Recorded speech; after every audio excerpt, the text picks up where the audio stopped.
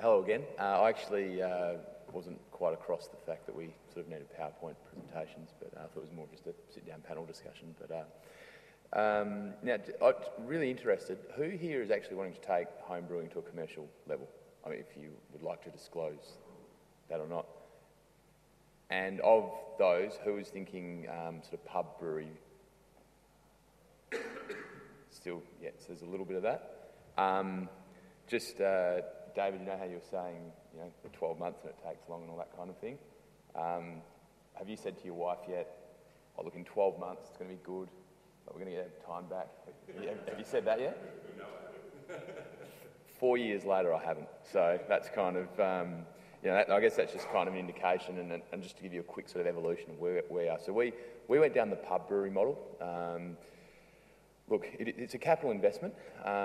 It adds a complete different layer of complexity. Not only are you running a bar and all of a sudden you're running a kitchen, you're also running a brewery. So there's a few ways that I guess you can do it. One is you just have bucket loads of cash and investors and employ the best chef in Brisbane or wherever you're from, employ the best brewer that you know in Australia, and employ the best. Or in our case, we started with 6 partners.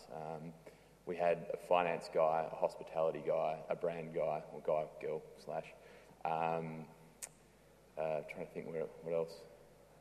What have I said? So, but basically, the points, that checklist there, we pretty much didn't pay for those skills. We sort of teamed up with those guys. But then that adds, I guess, another level of complexity. It's about who you're working with. I've got 3 family members in amongst that group of 6. How well do you know who you're working with?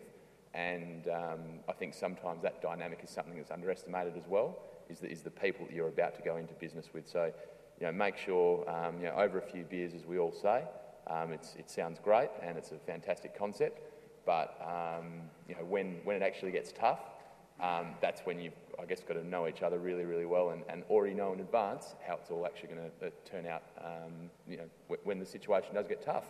So, the pub brewery model, it's great. I mean, we still haven't really made $1 on food, but we see food as like exactly what Costa's saying. It brings people in, it keeps people there for longer, it makes them drink more. And we have people that come for lunch and they leave at about 10 at night after the live music's finished, and they've had lunch, they've had dinner, they've had snacks in between, and they walk away with 2 T-shirts, a 6-pack, a few stubby holders, and it's a pretty good result as far as brand engagement, bringing somebody in and somebody actually knowing exactly who 4 Pines is by the end of that.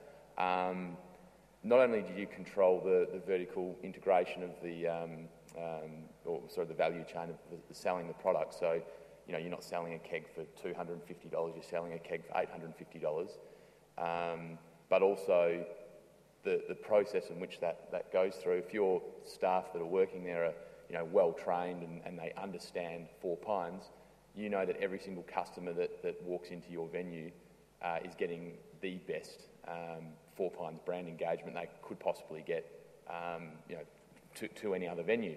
So you end up with, and we for the first 2 years didn't actually distribute our beer anywhere else other than our venue. We had a real groundswell and a loyal bunch of brand advocates who are our customers, who were paying us $9.50 a pint to develop our beers with us, be invited onto customer-focused tasting panels. But by the end of it, we would have had at least probably 10,000 people around Sydney that would have sworn black and blue that 4 Pines was their beer. So that gives you a fantastic platform to then sort of launch into the wholesale space in your local area. But I spoke before about the $2.50 a keg versus the $8.50 a keg, if you just want to look at that from a sales point of view. I mean, as we all know, and we know the stats vary depending on who you speak to, but 80% of the one I'll just sort of run with off the cuff, 80% of hospitality venues are gone within a year and a half. That extra $600 of margin that's sitting there, anyone in the room that's run a venue, very quickly you find out that rent and wages and overheads and so on and so forth, can erode that very, very quickly. So you've just got to ensure that everything is sound and your processes and your people, your dollars and cents, and ultimately you are making really, really good beer. So then what happened to us? Basically we knee-jerked, well, not knee-jerked, there was enough people, asking us that, we want your beer, we want it in bottles, we want to take it home. So we began to put the steps in place to, get our beer bottled. Originally it was from kegs to a filling line, brewing in our brewery in Manly, kegs to a filling line, getting it bottled, and then putting it out. Well, first we just started with a takeaway fridge at our venue. Very quickly, we actually outgrew that. So with how you said, the rent and the rental fee contract, once again, by this stage we had 2 brewers, and now we have 4 in-house brewers. Well, it didn't make a lot of sense for Four Pines Brewery to just do a straight contract model. So because of our in-house skills and our brewers actually going and spending times in breweries, with the various, contract brewers or even not contract brewers around Australia, we've actually gone and obviously mostly New South Wales for, geographic, well, it's actually all New South Wales I'm not talking about. So our brewers actually will go and brew, and so we've sort of negotiated a bit more of a rental model, simply because, we wanted to have ultimate control and know that the beer that we're making is our beer and so on and so forth. So that's, depending on the discussions that you do have, and if you do have, well, obviously everyone here has the brewing skills, in-house, that's certainly an option as well. So we stuck our beer in the fridge, right there, sold it like that. Then the little local bottle shop up the road said, well, we want to put the beer in. So yeah, we said no worries. So we trucked it up to them. They were very quickly selling more Four Pines than VB, Peroni, Corona, you name it. So that was a pretty good result. And sort of around the northern beaches, the northern beaches of Sydney, we grew really, really quickly. Yet I was at the Australian Beer Festival in the Rocks this weekend just gone, and I'd still say 7 out of 10 people still don't know who Four Pines is. So whilst in your local market you can be strong, elsewhere, you're nowhere. So it almost sort of got away from us, and it was myself and my brother, and we were hand delivering cases of beer in a ute around Sydney. I was pretty happy doing it. I hate that photo, sorry. Kegs, etc. In very sort of small volumes, and and then we actually just realised we have got no idea how to sell beer. We're going to be spending 80, 100 hours a week, actually doing this, if we don't sort of start bringing it in-house.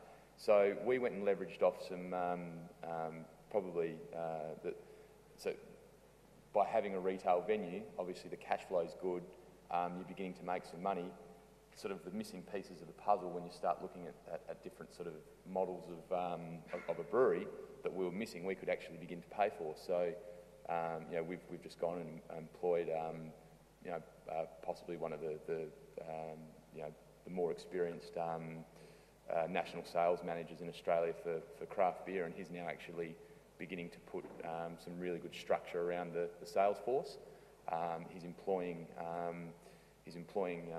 obviously, well qualified sort of sales guys that he's worked with before, etc. So just beginning to put those pieces of the puzzle, and and this whole side of the business for me is an absolute learning curve. I come from a hospitality and finance background, so the actual the sales piece is something wow all over again.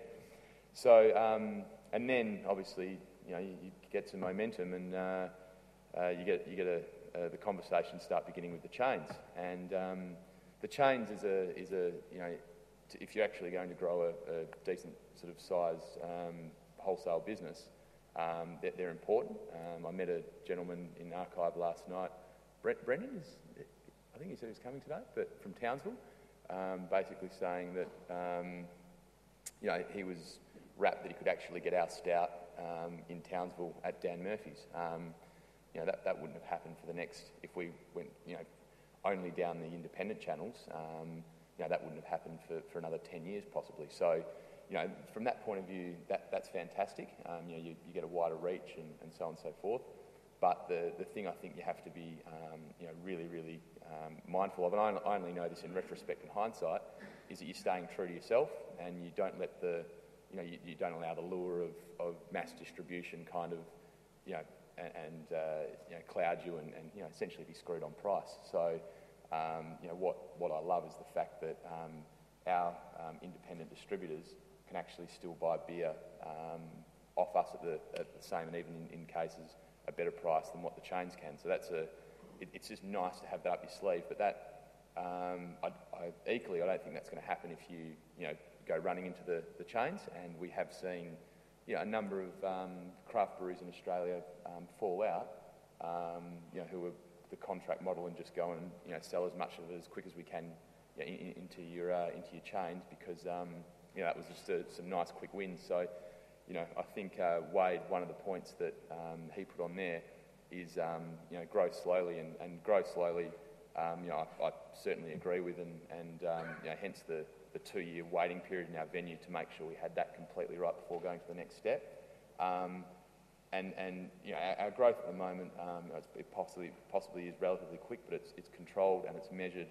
And don't be afraid to say no. That's probably the biggest thing, and sort of, I guess, be true to yourself, true to your brand, and true to your beers.